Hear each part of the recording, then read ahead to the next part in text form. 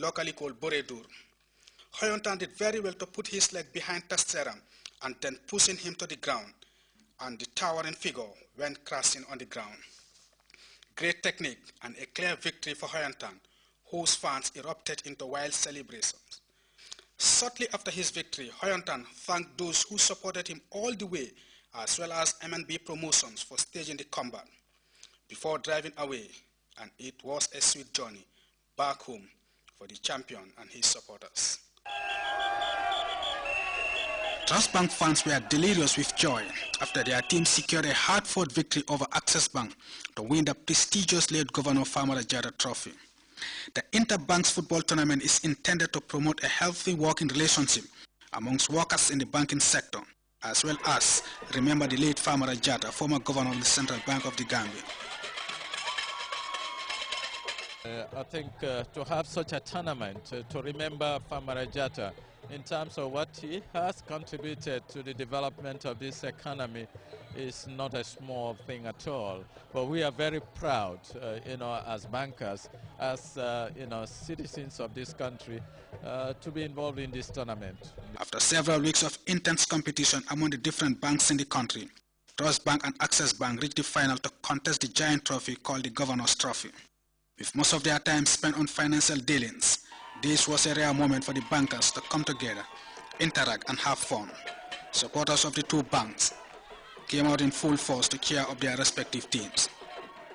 Trust Bank edged past Sky Bank with a 4-2 penalty shootout win to set up a meeting with Access Bank, who defeated Zenith Bank 2-1 in the semi-finals.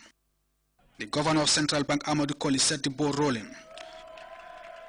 Trust Bank, seen in blue with yellow strips, got the game underway, and they nearly scored in the first minute of play from their first attack when Kausu Conte's dipping volley hit the upper side of the crossbar. Access survived an early scare. Trust Bank took the lead in the 31st minute from a serious goalkeeping howler by Abdullah Babu. Kausu signed a speculative shot on goal, easily slipped through the goalkeeper's hands. Access Bank responded well after the break, and we are back on level terms within a minute inside the second period. Ibrahim S. Jallo's cross was tapped in from a close range by Michael Toure to level the score at 1-0. A perfect start to the second half by Access Bank, but with no further goals to report. The two sides were left to settle matters in a post-match penalty kicks, a nail-biting moment for both fans. Trust Bank ended up winning by 5-4 in a dramatic shootout.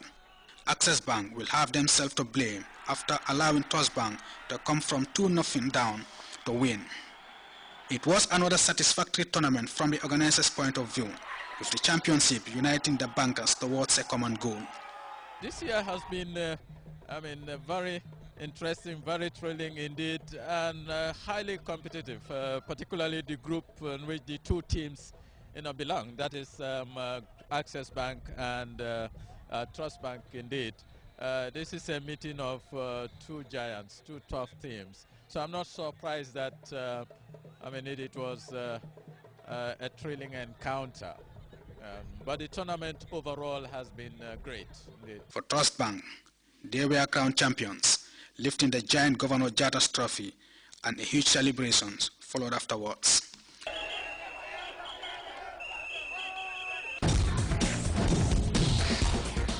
The country's long-distance runners recently converged in the Fonyi settlement of Bajana to compete in the second edition of the Bajana Marathon organized by the Gambia Volunteers Association. Mariama T. Jallo continues her dominance by retaining her title in the women's 10 kilometers race, while Lamin Sane sprinted away from the rest of the win, the men's 10 kilometers race. The Bajana Run, as we hear in this report by MS Jallo, is rapidly attracting the attention of the wider world. On your mark, set. The 10-kilometer race, which started from Somito village, attracted runners from as far as the United Kingdom. Among those competing in this event are Sambaba and Mariama T. Jallo, champions from the maiden edition, hoping to defend their male and female title respectively. It was a close contest at the start as usual, but towards the halfway point into the race, the real marathoners started opening up the gap from the rest. At one point, it appears to be a four-man race. Lamin Sane, Libach Sane, Andrew Jaju, and the defending champion Sambaba, with the quartet galloping hard on the newly constructed Trans-Gambia Highway, passing through some of Foni's beautiful flora, via Ndemban, Besse, Brefet, Sutusinjang, and to the finishing point in Bajana village. As the race enters the final quarter, it narrows down to a two-man race between Lamin Sane and Libach Sane.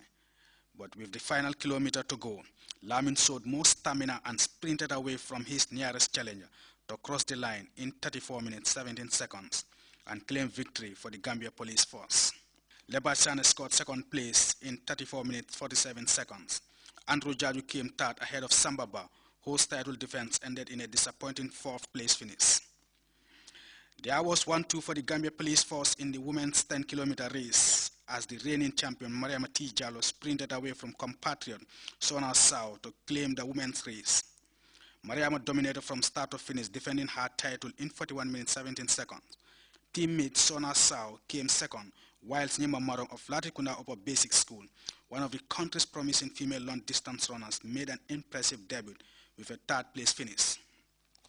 The 5-kilometer race was won by Mustafa Jata of the Gambia Prisons Department, with Yankuba Jahate of Kora FM Radio finishing second in a tightly contested race between the two. Fatou Sarr of the Gambia Immigrations Department fend off stiff competition from Mariama Job and Fatou Baji to win the women's 5-kilometer race.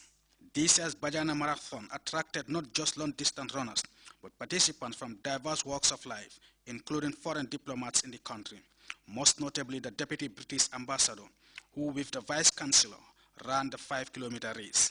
You took part in the 5 kilometers race. I saw you sweating on that. I did. I got very, very sweaty. But it's been an amazing opportunity to come here today, see so many people out and supporting the runners. But I think it's the second year that they've done this now. It's a British organisation. It really highlights the really strong links between the UK and the Gambia, and I'm so happy that we've been able to bring people from the British Embassy here to go and partake in the race today.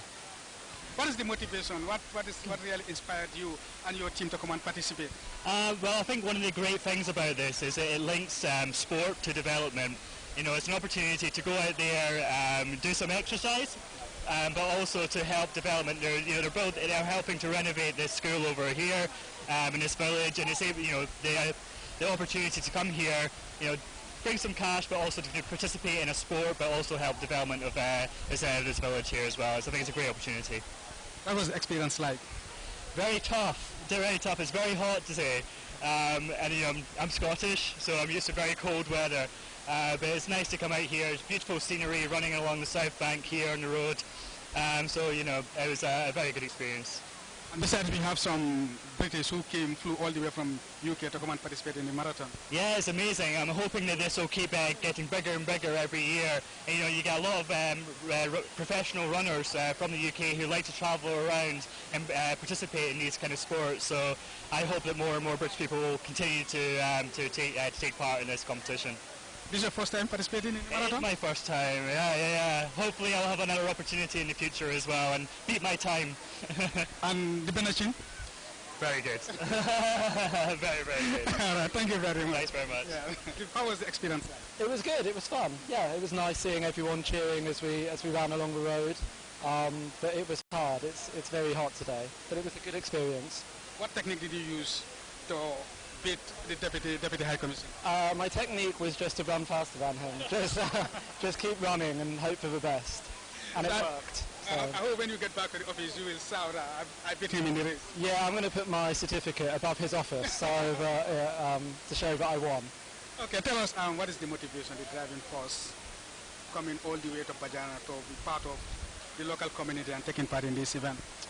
We just wanted to support the organisation, to support the race. As the Deputy said, it's in its second year. So we wanted to give as much support as we could. We've highlighted the race on our Facebook page and on our website, just to draw attention to the good work that this charity and a lot of other British charities do in the Gambia. For some of the participants, running the Bajana Marathon was fun and a rare opportunity to exercise and stay healthy.